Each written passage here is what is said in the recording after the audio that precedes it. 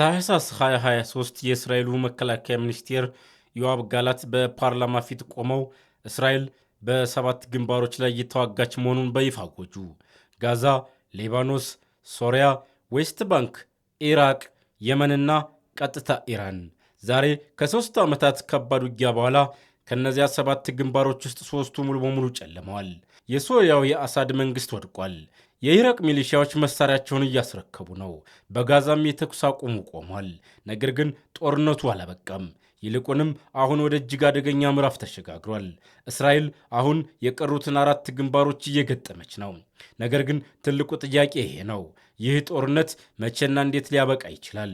እስራኤልና አሜሪካ ባለፉት ዓመታት ጦርነቱን ሊያስቆሙ የሚችሉ ትዕዛዝ መስጠት የሚችሉና የተኩስ አቁም ስምምነት ላይ ሊፈርሙ የሚችሉትን መሪዎች በሙሉ በቦምብ ደምስሰዋቸዋል። ከሐሰን ነስረላህ እስከ አሊ ሐማኒ ጠረጴዛው አሁንም አለ። ነገር ግን ማዶ የሚቀመጠው ወንበር ባዶ ነው። ዛሬ በዚሁ ልዩ ትንታኔያችን እስራኤል ራሷን የከተተችበትን የማያልቅ ጦርነት አዙሪትና በዓለም አቀፉ ኢኮኖሚ ላይ የተደቀነውን አደጋ ዝርዝር በምስጢር እንፈታለን። ወደ ታህሳስ 2023 እንመለስ። በወቅቱ ጦርነቱ በኢራን ተላላኪዎች አማካኝነት በሌሎች ሀገሮች መሬት ላይ የሚካሄድ ነበር። ይህ የኢራን ስትራቴጂካዊ ጋሻ ነበረ። ታዋቂው የቁድስ ኃይል አዛዥ ቃሲም ሱሌማኒ በ2020 በአሜሪካ ድሮን ከመገደሉ በፊት ለ2 አስርተ ዓመታት የለፋበት ጥምረት ነበር። ነገር ግን ባለፉት 3 ዓመታት ውስጥ ይህ ጋሻ ተሰባብሯል። የሶሪያ መፈራረስ።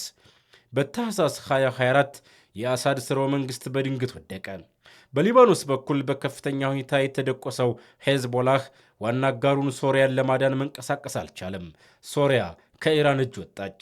በኢራቅ በአሜሪካና በእስራኤል ላይ ሮኬት ያዘንቡ የነበሩት የሺያ ሚሊሻዎች የአሜሪካን ከባድ የአየር ድብደባ በመፍራት ወደ ኋላ ፈግፍገዋል።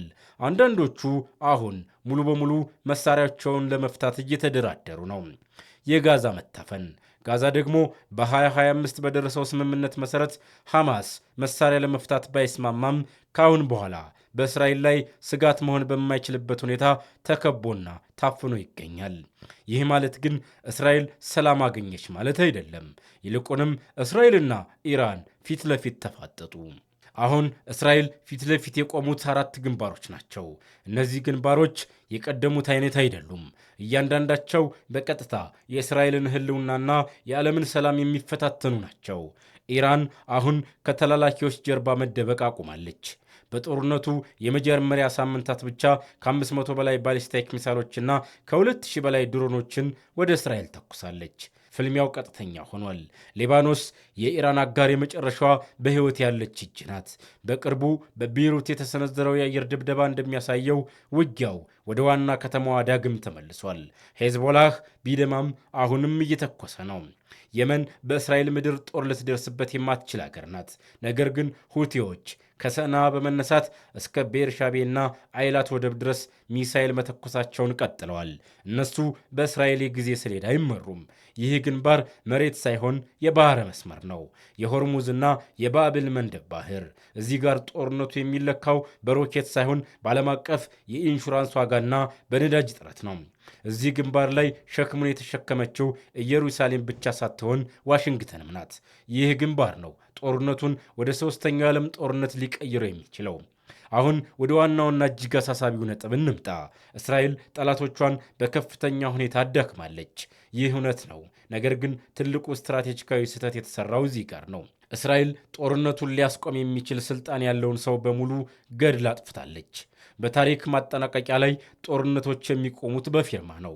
በ1973 የኪሲንጀር የዲፕሎማሲ ጉዞ ወይም በ2006 የሊባኖስን ጦርነት ያስቆመው የተባበሩት መንግስታት ድርጅት ውሳኔ 1701 ሊተገበር የቻለው ማዶ ቁጭ ብሎ ትዕዛዝ መስጠት የሚችል ባለስልጣን በመኖሩ ነው። ዛሬ ግን ያውን በርባዶ ነው። የካቲት 28 የተሰነዘረው ድብደባ የኢራኑን የበላይ መሪ አሊ ሐመኒን ገደለ።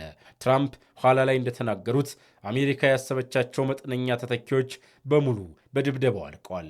አሁን ስልጣኑን የያዘው የካማኒ ልጅ ሙጅታባ ሐማኒ ነው። ሙጅታባ ከአባቱ የጠነከረ አቋም ያለው መሪ ነው። ትራምፕ ተቀባይነት የለውም ብለውታል።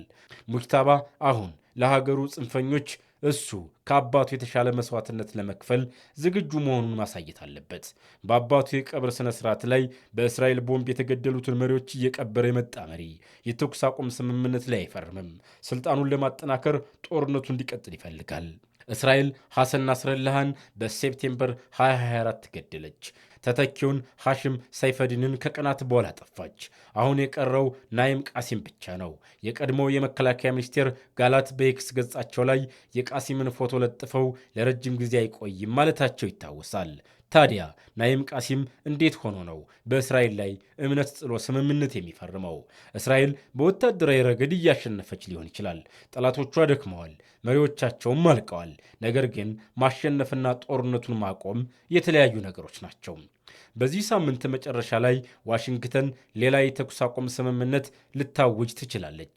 ነገር ግን በቤይሩትም ሆነ በቴሄራን ያሉ ታጣቂዎች ያንን ትዕዛዝ ችላ ይሉታል። ምክንያቱም አሁን በየግንባሩ እየተተኮሱ ያሉት አካላት የቴሄራንን ፍቃድ አይጠብቁም። ቴሄራንም ቢሆን ፍቃድ የሚሰጥ ጠንካራ መሪ የላትም።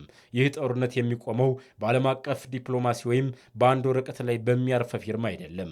ይህ ጦርነት የሚቆመው አንደኛው ወገን ሙሉ በሙሉ መተንፈስ አቅቶት መዋጋት ሲያቆም ብቻ ነው። እስከዚያው ግን መካከለኛው ምስራቅ በደም መታጠቡን ይቀጥላል።